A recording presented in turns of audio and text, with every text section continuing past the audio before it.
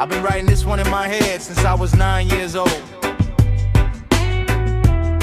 Never said it out loud before. Guess tonight's the night.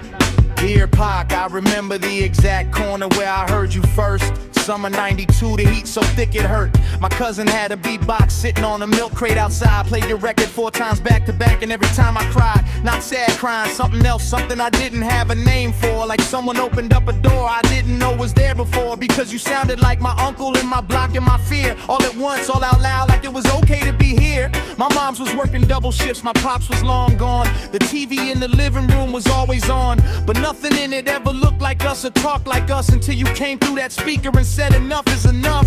I was 9 years old, didn't know what half the words meant, but I knew that voice was sent from somewhere real and different.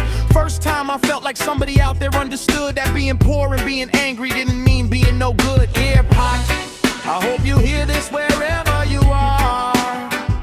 I'm sitting on the same kind of porch underneath the same star.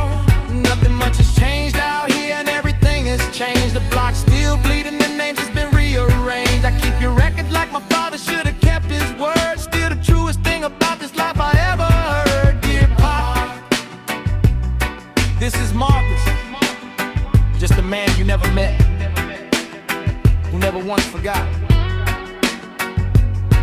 I wanna tell you about the year I almost gave it up.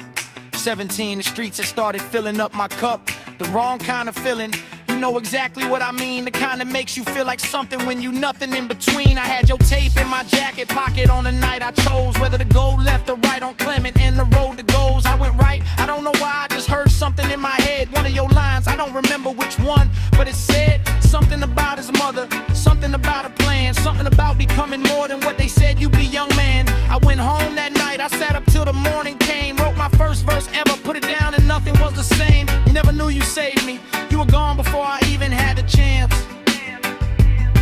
But that's the thing about real music, it keeps dancing long after the dance.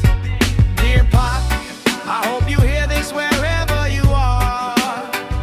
I'm sitting on the same kind of porch underneath the same stars.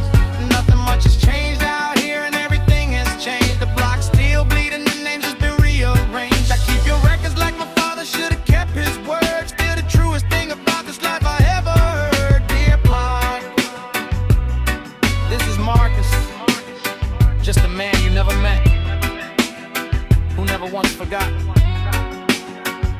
I think about the fact that you were 25 years old and you'd already lived 10 lives. I'm 34 now, and some mornings I wake up and I still don't know what I'm doing or if any of it matters. And then I remember you at 25, already knowing, already saying it, and I get up. I named myself Exile because that's what I felt. Stranger in my own skin before I knew how to deal the cards I was dealt. But you made being the outsider feel like a kind of power, like standing on the edge was just a different kind of tower. I got a son now, he turned 8 last spring. I played him one of your records just to hear what he think. He sat still for the whole thing, didn't move, didn't speak. Then he looked at me and said, Dad, that bassline's like you when you teach, and I didn't know what to say. So I just nodded and let it play again, because I guess that's how it works. The real ones echo forward through the sons of the men they never met. I don't know if there's somewhere you can hear this. I don't know how any of that works. But if there is,